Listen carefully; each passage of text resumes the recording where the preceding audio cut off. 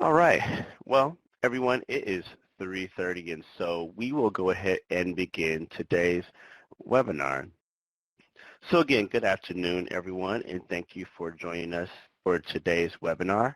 How was your day? A loaded question. This webinar is brought to you by our colleagues at the Supporting Heroes in Mental Health Foundational Training, also known as SHIFT, and also the Innocent Justice Foundation. Again, my name is William Moore, and I am with the Office of Juvenile Justice and Delinquency Prevention's National Training and Technical Assistance Center, also known as NTAC. As your host, I would like to take a few minutes to go over a few features of Adobe webinar platform and provide a few announcements to keep in mind.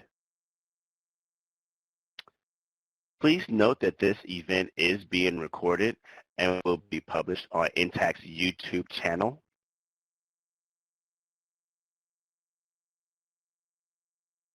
The webinar recording will be archived on NTAC's YouTube channel, where you can also view past webinars.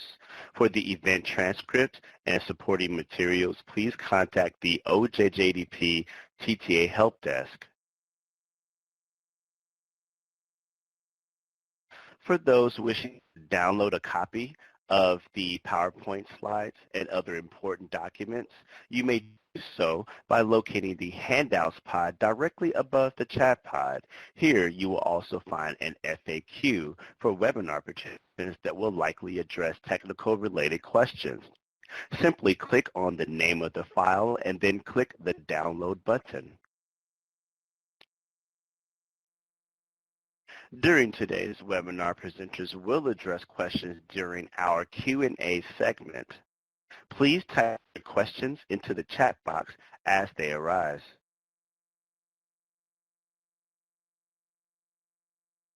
For those of you participating in today's webinar as a group, please take a minute to help us count. Go to the chat window and type in the total number of additional people in the room with you today. If you are viewing alone, there's no need to type anything to the chat pod at this time. And I'll give folks just a couple more seconds to do that. Again, if you are viewing alone, there is no need to type anything into the chat pod at this time. Only the total number of additional people in the room with you today. Following today's webinar, attendees will be sent a certificate of attendance. The certificate is sent, this certificate for this webinar will be sent in approximately 24 hours following the conclusion of the event. It will also be sent via an Adobe Connect thank you email. Please keep an eye on your email for your certificate. Please note that only participants that are registered and signed in will receive a certificate of attendance.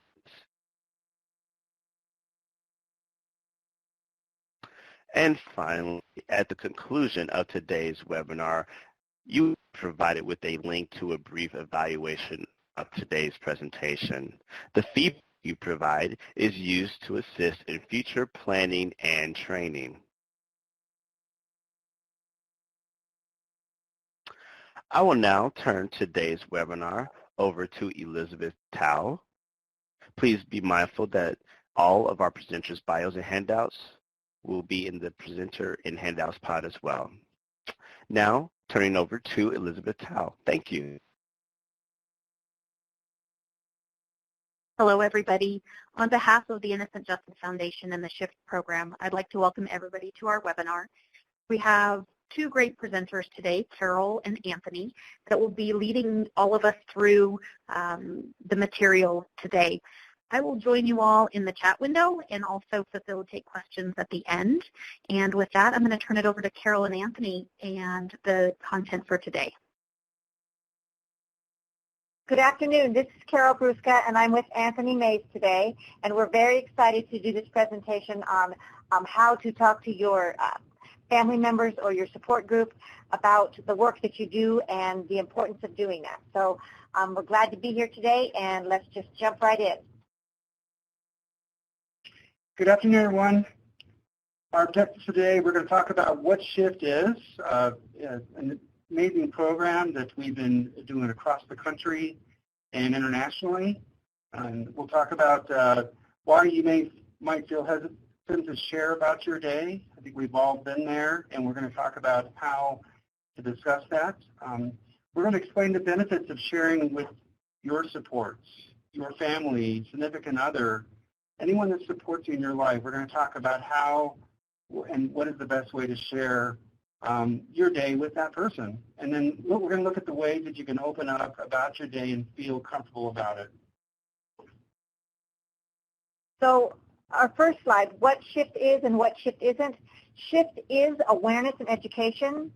It's preventative, and we believe that you're healthy. And that's so important to remember, that SHIFT is not about thinking that you are you have a problem or you have an illness or there's something wrong with you. We all understand that you have a level of health and wellness, and what we want to do is give you some more skills to help you increase that or to at least maintain where you've got. It is not treatment and counseling, and it's not fitness for duty. These are things that are completely unrelated to the SHIFT program, so we will not be discussing those things today. And it's certainly not a screening tool. So SHIFT is a program about education and educating you and your family members and your coworkers on how to be the best that you can be.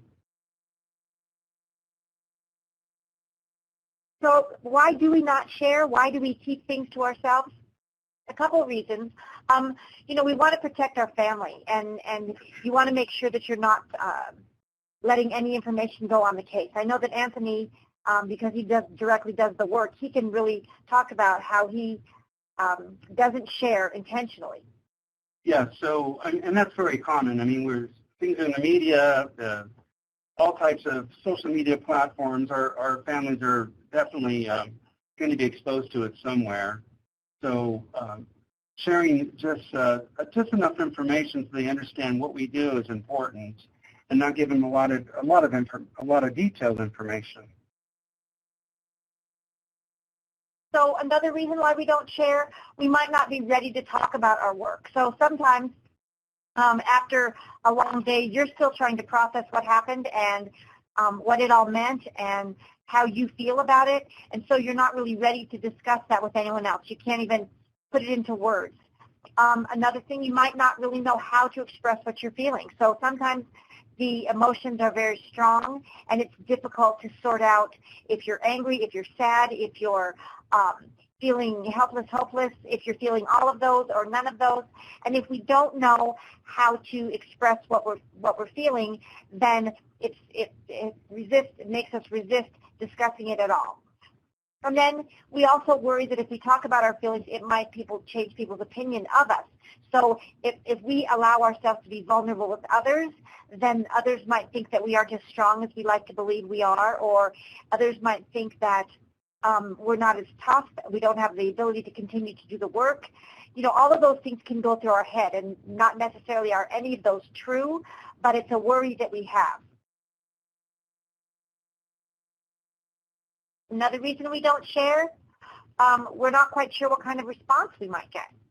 So if we tell somebody how our day went, we might get the response like, I don't know how you do that work, or how can you continue to do that, or we might get a, I can't hear that. So if you're trying to tell someone about your day and the response you get is, ooh, I don't even want to hear about that, it makes you less likely to want to share.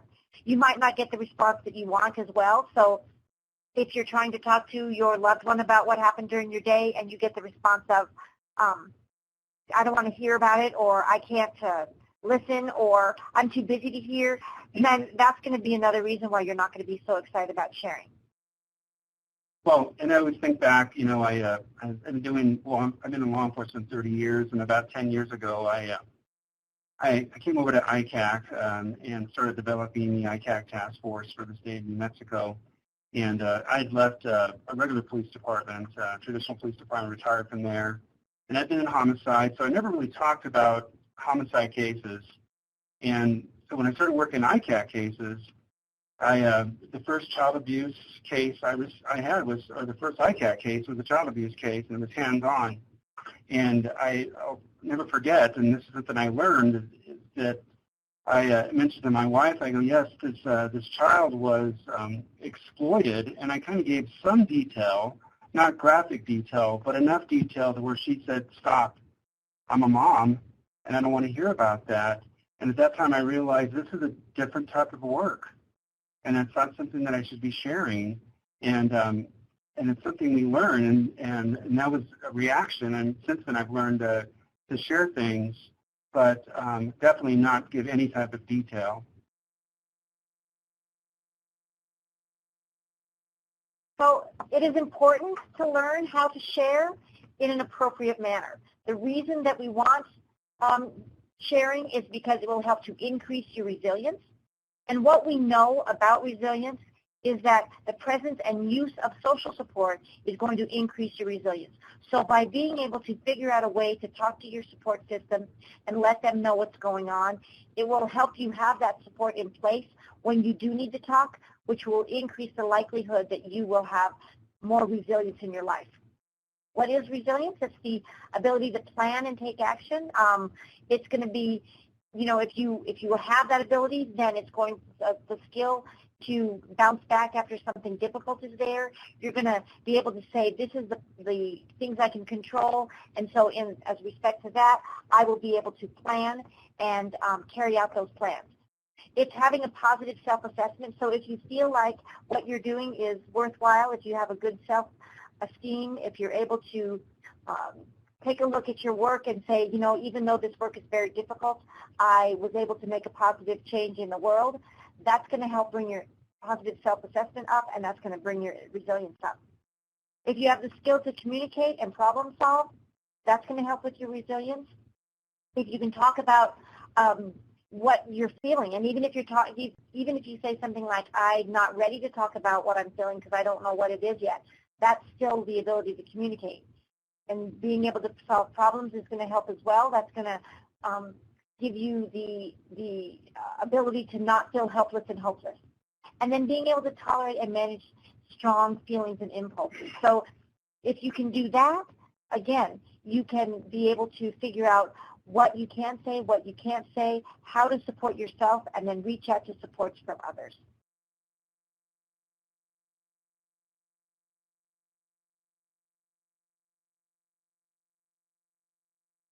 So the benefits of sharing, definitely there are benefits to you. It's going to help build long-lasting relationships because, you know, if you have the ability to talk to people about what's going on with you, then they're going to feel closer and more connected to you, and consequently, you're going to get that feeling of never being alone. You're going to get that feeling of feeling like somebody's got your back.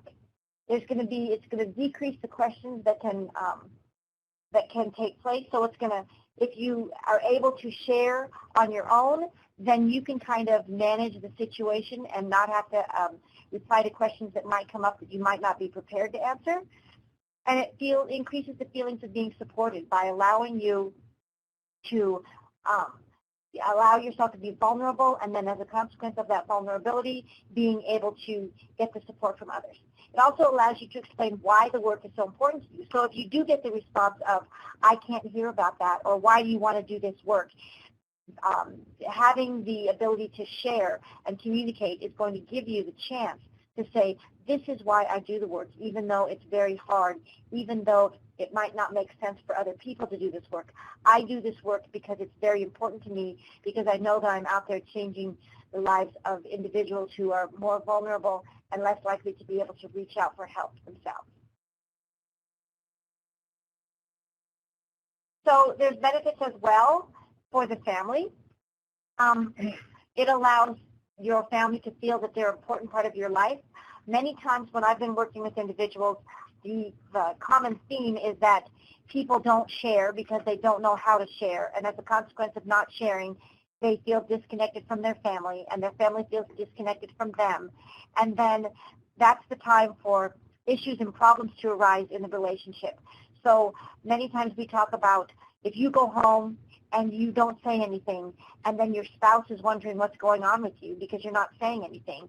And it's kind of human nature for us to assume if someone isn't talking to us that it's something we've done wrong.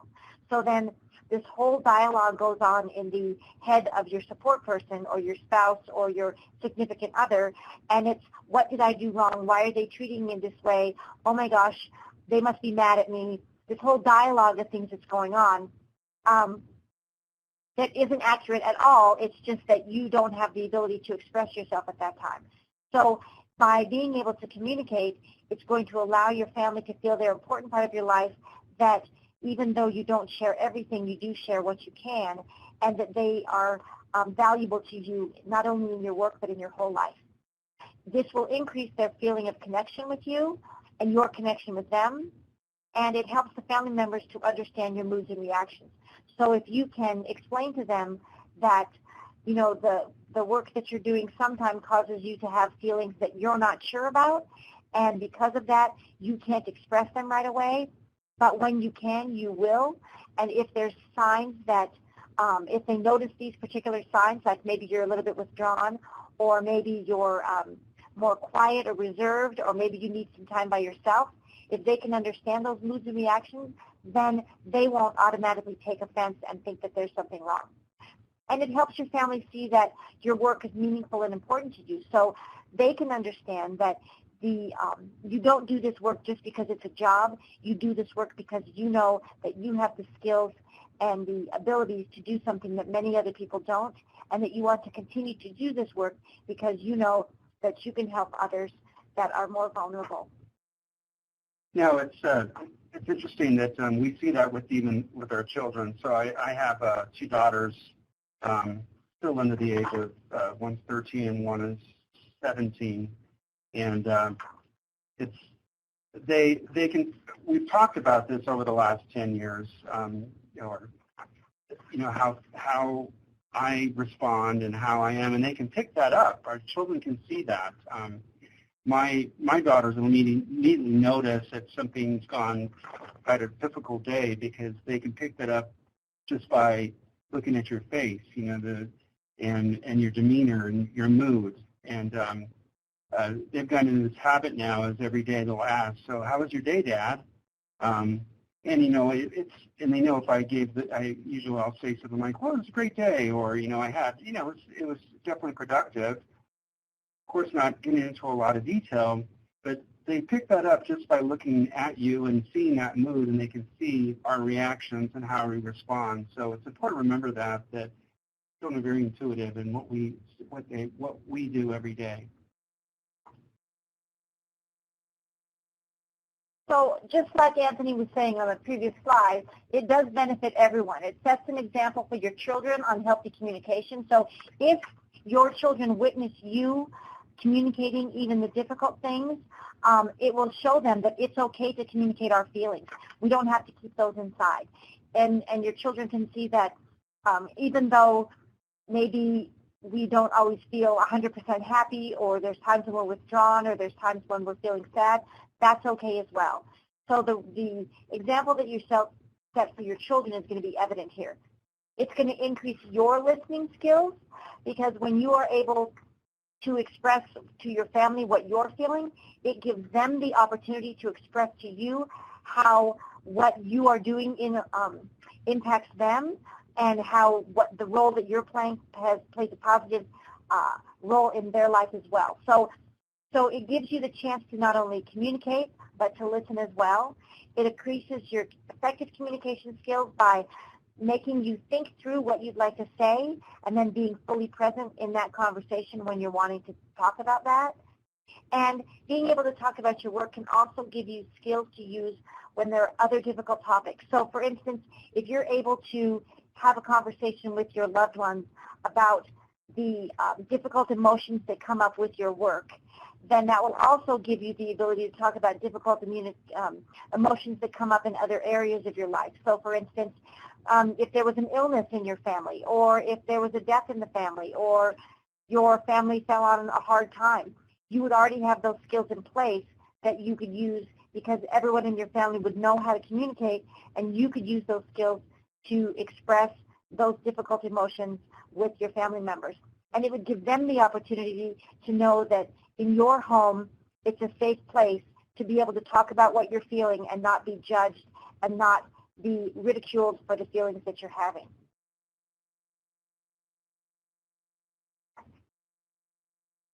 Also, by sharing, you're going to increase the overall family satisfaction. This happens because when everyone feels like they are free to talk about what's going on with them without judgment, when they feel like all of the family members have each other's back, when you feel like you know that your family members care about you and care about how you feel, that's going to increase the overall family satisfaction. It's going to build the family resilience. So it's going to build the family's ability to bounce back after something difficult. We all know that throughout our lives, as a family member, there are times when we as a family struggle, not only as an individual, but as a family. And if we know that there's somebody that's got our back and that we will go through this together, that's going to build the resilience of the whole family. And it lets each family member know they are valued and important. So in this role, each family member will say, I have an integral part in this family, and my part in this family matters. I am valuable, and the other people in this family count on me, and I know that I can count on them.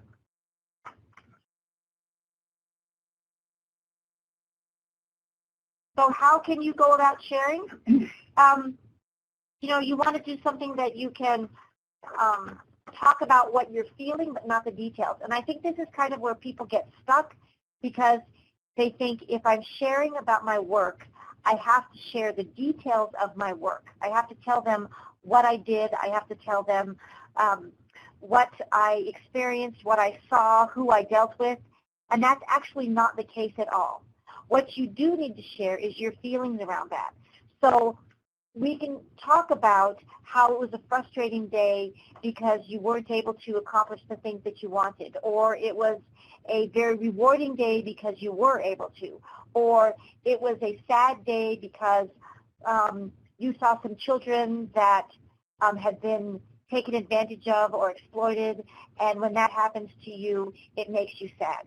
So the important thing to remember is that you want to focus on the feelings and not on the details of exactly what took place.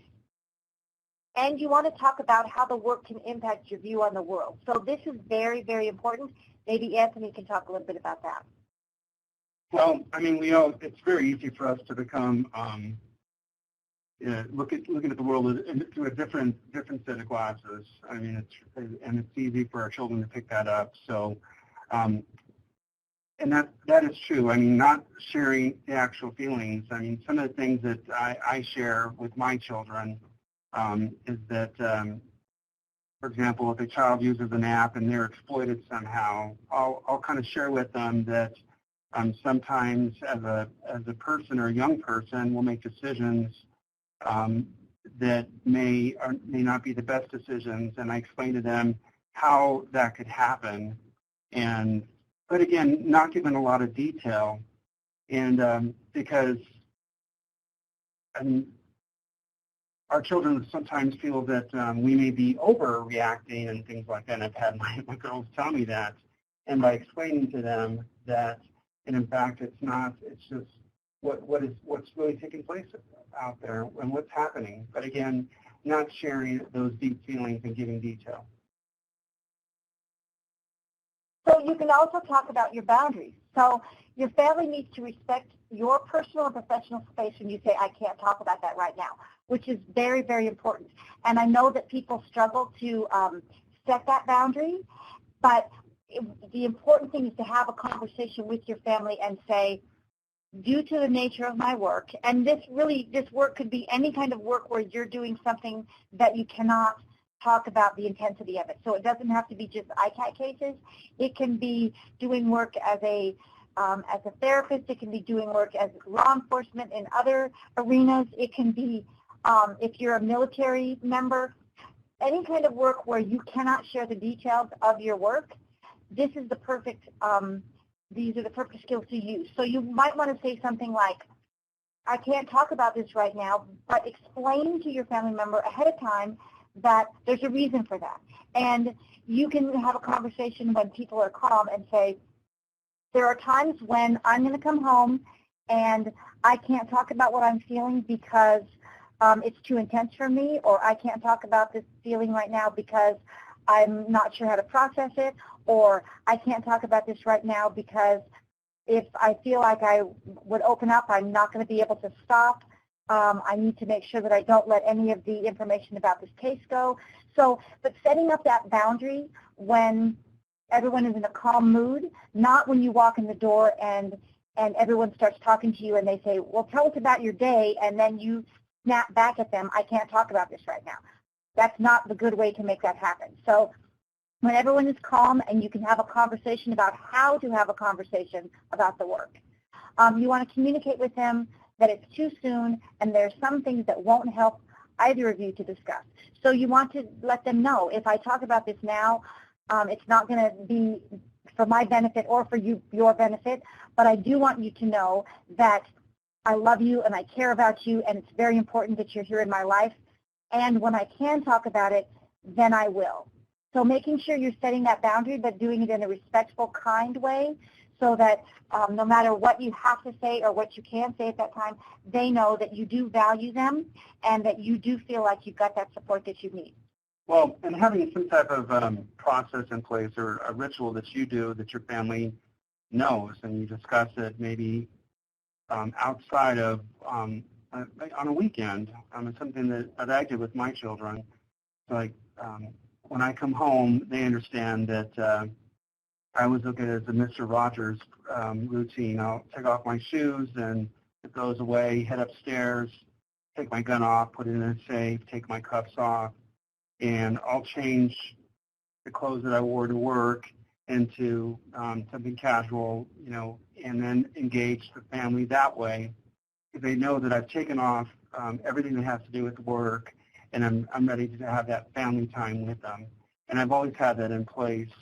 Our dog doesn't always understand that, of course, but children do, and they're always willing to wait a couple of minutes so I can have that transition from work to home.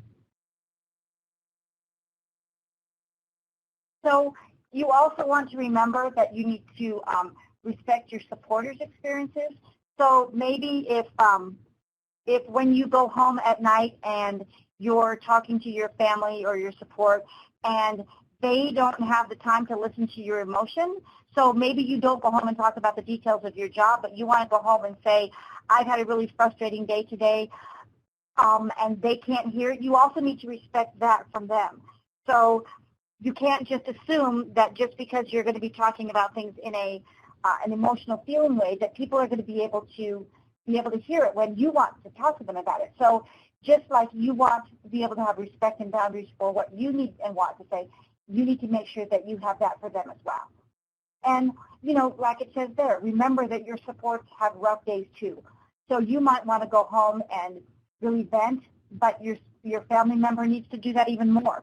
So what the most important takeaway from this is making sure that you have a conversation with your family members way ahead of time to discuss how can we talk about things, how can we discuss when we've had a bad day, how do we signal to each other that we need some support without getting to the place where you're trying to ask for support or set a boundary with somebody right in the midst of a very emotional time period. If you're trying to do that, the likelihood of being successful is not very great.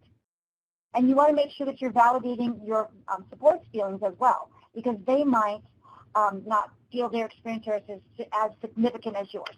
If you're working in ICAT cases, for instance, and everyone knows the importance and the value and the magnitude of the work that you're doing, if your spouse works in a job that doesn't have that level of magnitude, they might feel like they can't expect the same amount of support from you as you from them, because they might not feel that their work is as potentially valuable. But each person has value, and each of your family members is valuable, and they need to be held to the same level of respect and concern and validation that you get as well. So it's a matter of making sure that everyone in the family has the chance to express what they're experiencing, and that all of the family members hold each other to a respectful standard.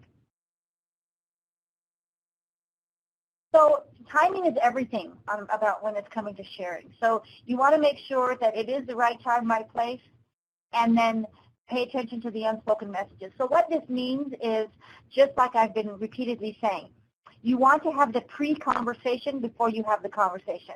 And that pre-conversation goes something like, it's a Thursday evening and you've all had dinner and everybody's in a good space, and so you and your significant other, spouse, family, sit down and say, let's set some rules for how we're going to talk about things when we're feeling stressed, upset, concerned, sad, so that everyone will know how to go about that communication in a way that's useful to everybody. And so each individual person will have their own way to express their communication style and what they want to express, so that has to be taken into account. So you want to sit down, have a conversation, and say, okay, for me, when I'm feeling upset, what I need is 20 minutes by myself, and I will let you know that I'm upset by saying to you, wow, it's been one of those days. And so that's the key phrase that I'm going to say to everybody, and they automatically know that when I say, wow, it's been one of those days, I need 20 minutes. And then you go around, and whether you do this with your family or just with your significant other, and they say, when I'm having a rough day, this is what I will say, and this is what I need, and this is how you will know. It seems kind of silly that we have to do this proactively and beforehand, but that's how it's going to be successful. So it's just like if you have a fire extinguisher in your house and you never use that fire extinguisher and it sits in the box, then if there's a fire, you're not going to be able to be prepared to use that. By that same token, if you want these communication skills to work, then they have to be practiced ahead of time. So it's a matter of coming up with some ground rules, coming up with some cues that you can give to other people so that they will know what kind of space you're in, and letting them know what you need. And once you have these ground rules set, it might take some practice to make sure that everyone is doing things in the way that's best for the communication of the family. But it does, over time, work, and then it becomes habit, and then that habit just becomes a very, very supportive, natural environment. So what I recommend is people work out what their communication plan is, and then put that on the refrigerator. So in the beginning, when you are using these skills, they might not come naturally, but if you have them on the refrigerator and you know, and you use your communication skill, and then you look at what your family member or significant other communication skill is, then it's going to be more and more automatic until it does become habit, and then it will increase the quality of the communication and how you share. So listen to the guidance of your loved one. What that means is when you're talking with them, have a conversation with, how much do you want me to share with you? How do you need to hear me? So do I need to give you 10 minutes when I get home so that you can be prepared to talk to me? Or do we need to wait until after dinner? Or what are the ground rules around how I need to talk to you? So we need to be able to talk about our experience, but we need to make sure that they're in a place to hear it. And then come up with your strategy for when, how, and what. Understand the limits to what the loved ones can hear and understand. So if you come home and for many days in a row you're feeling very, very emotional and like you have a lot to say, it can be overwhelming for your loved one who wants to hold a space for you and be there for you, but they don't necessarily know how to do that. So if you need some support around that, then you can certainly look at some communication skills books. You can try going to a therapist to just see if you can get those communication skills, but you don't want to just give up. You want to make sure you try and try and try again.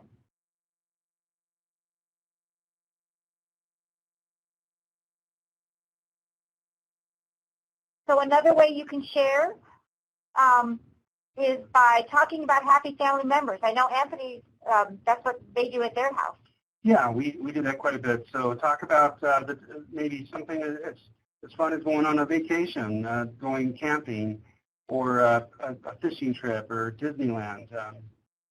This weekend we spent the time talking about all the trips that we went on over the last couple of years, and my my girls started reminiscing and saying they wish they could be 5 again and be princesses of Disney. It's important to laugh together, and have fun with the family and laugh and play games. It's something hard to do with children nowadays, especially with technology. They're always in front of a screen, and it's something that I've been practicing more this weekend. Actually, we played a board game, and I had the kids check their phones in at the door, basically, and we had fun doing that. And then cooking together. And it's something that I strongly recommend, especially, with your significant other. That's always fun, taking a cooking class together and coming up with some really creative meals. And something that I've been doing a lot more recently is cooking with my daughters. At their age, being 13 and 17, they enjoy it. The 13 enjoys it more than the 17-year-old does. But cooking and having fun doing that together. Again, sharing those moments. They see mom and dad outside of work and at home and having fun, and understanding that we have a different life from work. And these all are important because not only is it good for something that's going on in the moment, so in the moment these events are causing happiness in your life, but then those are the memories that you can lean back on. So when things are really rough and the family's having a rough day or going through a hard time, those are the things that they can look back on and remember that there are times in our life where things are bad, but there's lots and lots of positive memories. Laughing together, talking about the memories, cooking, all of those things are going to be a great way to do that. If you are cooking with your children, not only is it a way for everyone to be involved in something, but it's also a skill that your children can learn. So these are just a few examples. I'm sure that as individual family members, you can think about things that you do together that bring you happiness. Like Anthony was saying, maybe it's going on vacation. It could be just going to the movies. It could be going for walks together, hiking. Anything that brings you together as a family will help increase the resilience and the strength of your family as time goes by. So it's important that you increase the family connection because, like it says here, people prefer to be around others who are happy. We like to be around people that are lighthearted and that are supportive and that are fun to be around. I don't know many people that want to be around someone who's depressed and angry and not feeling well. It's just harder. So not that every day should be a happy day and that there should never be any sadness or anything going on in your life, but if we can try to focus on what the positive things are so we can increase our happiness in our family, that's going to make the whole family feel closer together. And if you and your family are able to be happy together, obviously this is going to increase both your sense of support and your positive memories. So there's this interesting thing that happens in our brain, and when we think of positive memories and the more detail we have, those actual hormones that were released during that initial event are reproduced. So if you as a family had a wonderful trip to Disneyland and you all sit around together talking about that wonderful trip and each person shares their memory of that event and it's decided that that was a great time and you'd like to do it again, what's going on in your brain is the hormones that you were producing when you were in that event are being reproduced now. So consequently, everything that all of those good feelings are being shared again, and then that's going to increase the support, that's going to increase the connection, that's going to make the children or your family remember that time in a positive light, and then you can use that as a resource when things aren't going so well. Doing hobbies and activities together will build your own resilience and the resilience of your family. Obviously, that's pretty self-explanatory. So if you're doing things together, then that's going to bring you closer. And if you have hobbies and activities that you can do, then that's going to give you something to do other than, maybe you come home and watch TV where there's not interacting, or maybe you everybody comes home and they all go off in their separate rooms and do things without each other. If you're able to do hobbies and activities together, that's going to strengthen the bond that you have with your family, and it's also going to help to really bring everyone closer, and it's going to be setting a tone for your children about the importance of family. And if you're like me, I want to make sure that my child is there to take care of me when I'm old. So I want to do whatever I can to make sure he feels connected to me now. I had most recently we had a big mob of people by our park playing Pokemon Go, and most of them were families. And my daughter commented, she goes, "Look at them, Dad. They're all stuck on their phones, and they're out there together as a family." I go, "Yeah, but they're out there playing Pokemon Go, getting some fresh air, and they're still together, and it's their way of being together as a family." And any way you can do that, being creative is important, and doing something that works best for you and your family.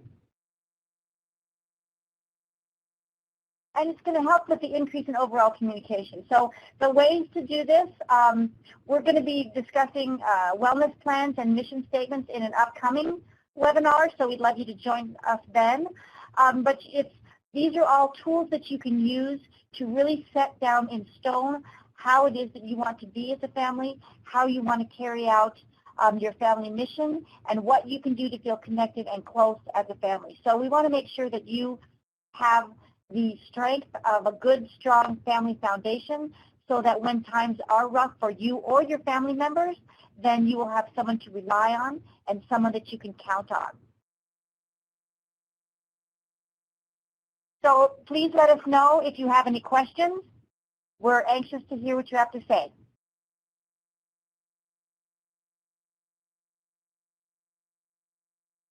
Thank you, Carol and Anthony. I do have a couple of questions that came in while you guys were speaking, and I will go ahead and give those to you now. So the first one is, what are your opinions of introducing training for law enforcement families? Oh, I absolutely agree with that. We actually, Anthony and I did a law enforcement family training, I think it was probably about a year ago, and it's probably on the SHIFT website. It's very, very important to make sure that your families feel supported, and that if you can have the families involved in any kind of training that talks about how they can increase communication from their side, that's going to be beneficial.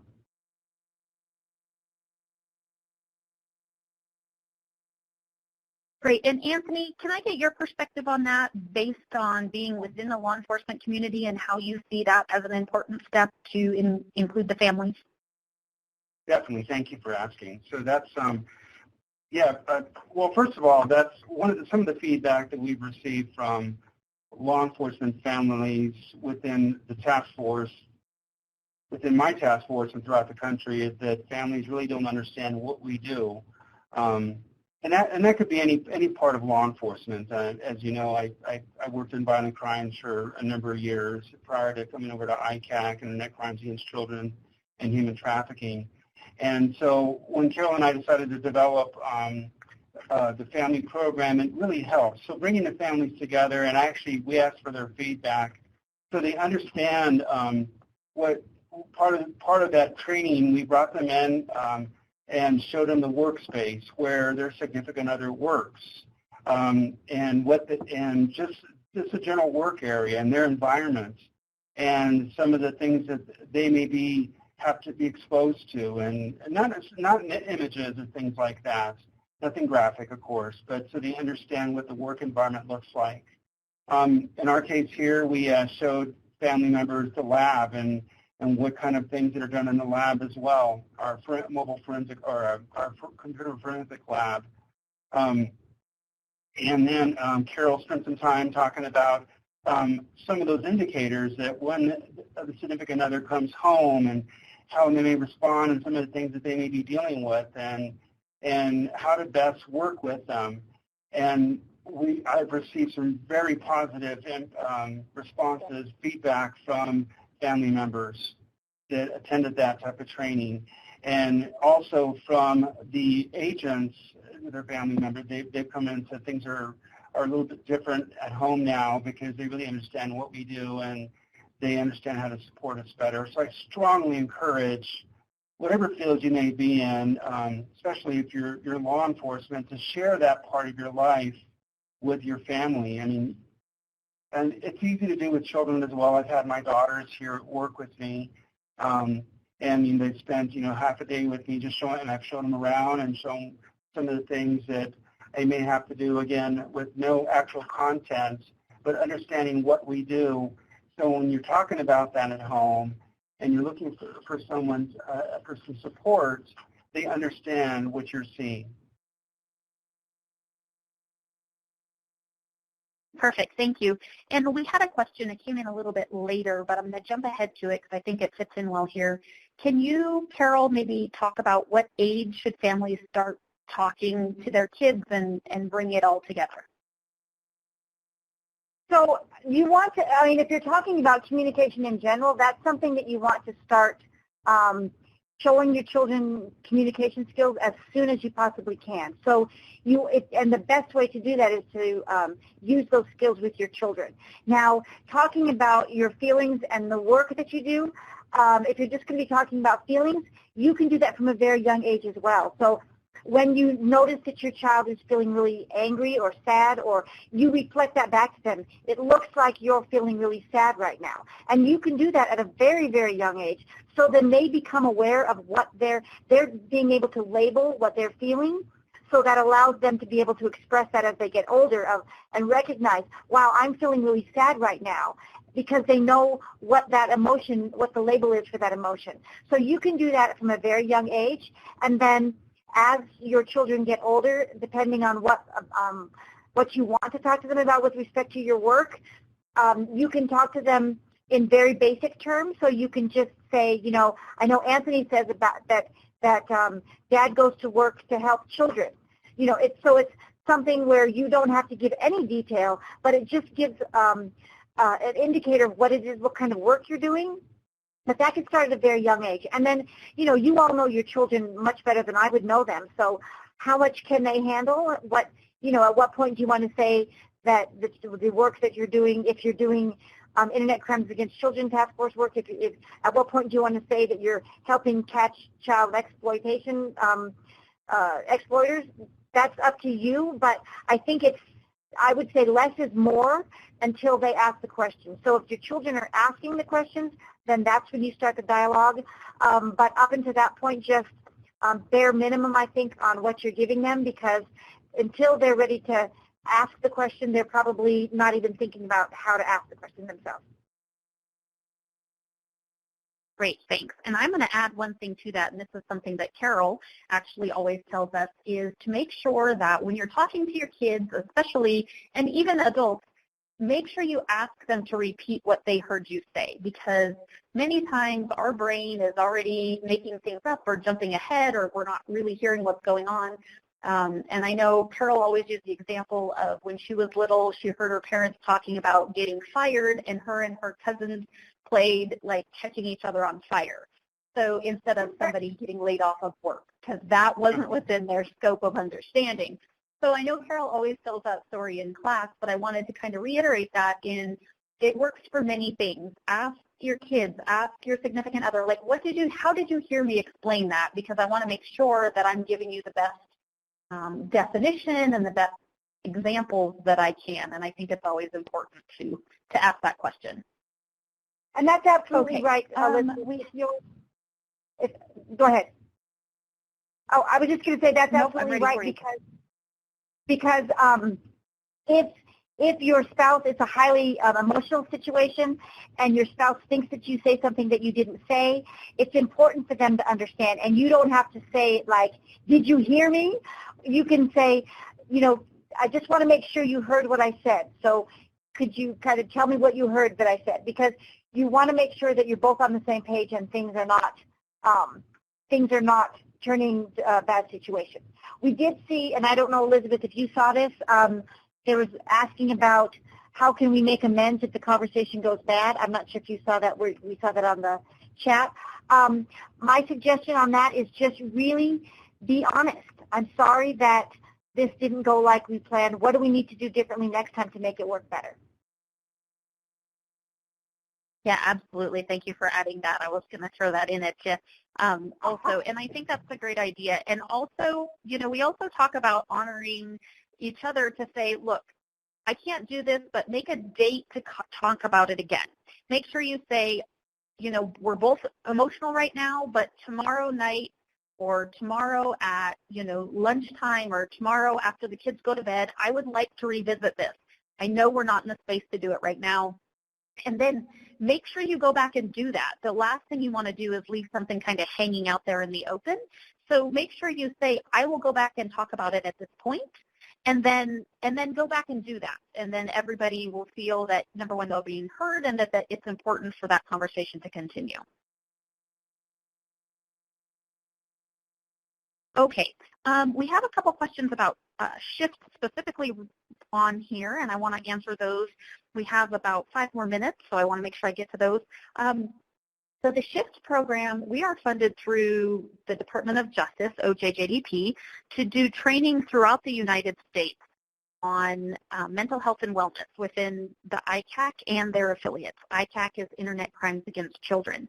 And we are super lucky because we're able to not only train the ICAC and the law enforcement piece, but we're able to train all of the affiliates. That is everybody, probation, parole, that's prosecutors, that's juvenile justice, that's caseworkers, SANE nurses, advocacy. With anything that you all have any touch on the child crime spectrum, we're actually able to do that and come to you and have training. My email will be up here at the end. It's elizabeth@innocentjustice.org. And I'm also the one that would plan all of those. Our calendar goes out into actually 2020 right now. But please let me know if you guys have any questions about what we can offer, and I can also clarify what we have online. There's some messages here that are asking if you can use the information. You can use the information. I believe in sharing what we have. I do appreciate you giving credit where credit is due. We have a lot of trainers. All of our classes are trained, as you can hear today, with a law enforcement professional. Today we had Anthony, and a mental health professional. Today we had Carol with us. So all of that information is shared in a pretty specific way, and we want to make sure that it kind of just continues to go that way. So if anybody has any further questions about SHIFT specifically, please let me know. Again, I'm Elizabeth, and my information will be up at the end. I am double checking for some more questions.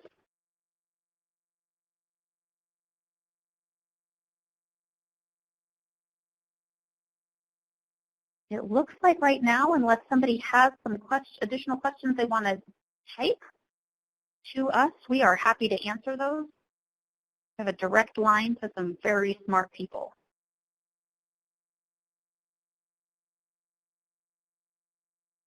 And I wanted to just add, I know we have a lot of thanks for the program, and thanks for the information that Anthony and Carol presented. I also wanted to thank everybody on the line for the jobs that you guys do. I know we are always in awe and in much appreciation of your guys' work as well. I do want to say, and I know that we're going to add this, there's going to be a slide about it. We do have a follow-up webinar that Carol kind of talked about when she was talking about wellness plans and family plans. We're going to go into that specifically on July 16th. So please join us for that as well. Again, we'll have a slide coming up here in a second, but I wanted to make sure that you guys all knew about that.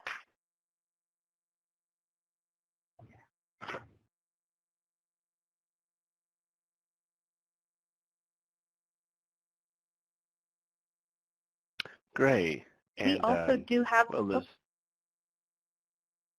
Go ahead, Elizabeth. I was just going to say really quick, William, that we do have some information on our website under our resources, and that's shiftwellness.net, and what we have there we're always happy to share.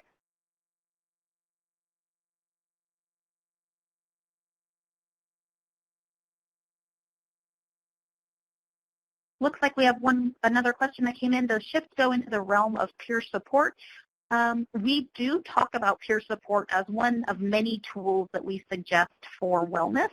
So we don't go into specifically setting up a peer support group, but we also have a lot of friends who do that and a lot of information. So we're happy to pass that along if you're trying to actually set up a peer support group. But we do talk about that in our main classes as an option.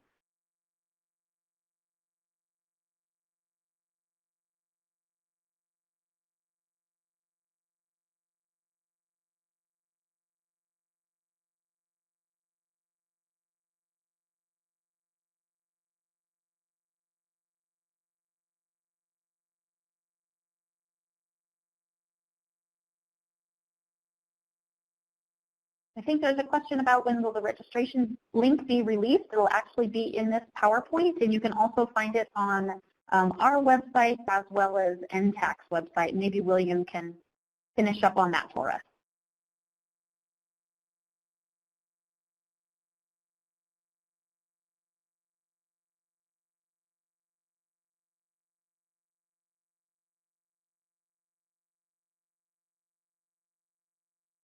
All right, great. Well, if we don't have any other questions that are coming in, Elizabeth, would you like me to wrap us up for the afternoon?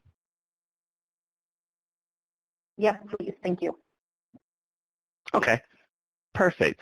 All right, well, again, thank you to our audience members and to everyone. And again, the contact information for everyone is indeed on this slide here. And so I did want to make sure that you all have access to that. Remember, the handouts pods have the actual slides as well, where you can have all this information too. But before we wrap up, just a couple of last minute announcements for you all. Please make sure that you join for our next webinar coming up in the Shift webinars series, Happiness from the Inside Out. Scheduled for July 16th, 3:30 to 4:30 Eastern Time. Please note the registration link is indeed live and is available here, this particular slide.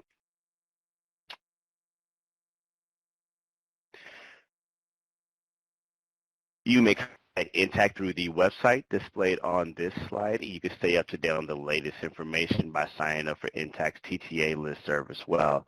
Also, don't forget to check us out on Facebook at OJJDP TTA.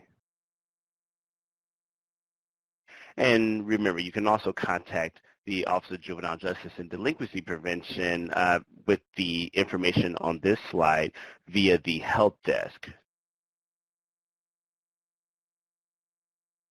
Do you have a training and technical assistance need? Well, if so, please submit a request via the OJJDP TTA 360 platform. It can be accessed through the link displayed on this slide. And as a reminder, the webinar recording will be archived on NTAC's YouTube channel, where you can view past webinars. For the event transcript and supporting materials, please contact the OJJDP TTA Help Desk. Please take a couple of seconds to review the disclaimer. And lastly, we would appreciate if you could take about 5 minutes to complete the feedback evaluation. Again, thank you all for joining us again today. Have a great afternoon.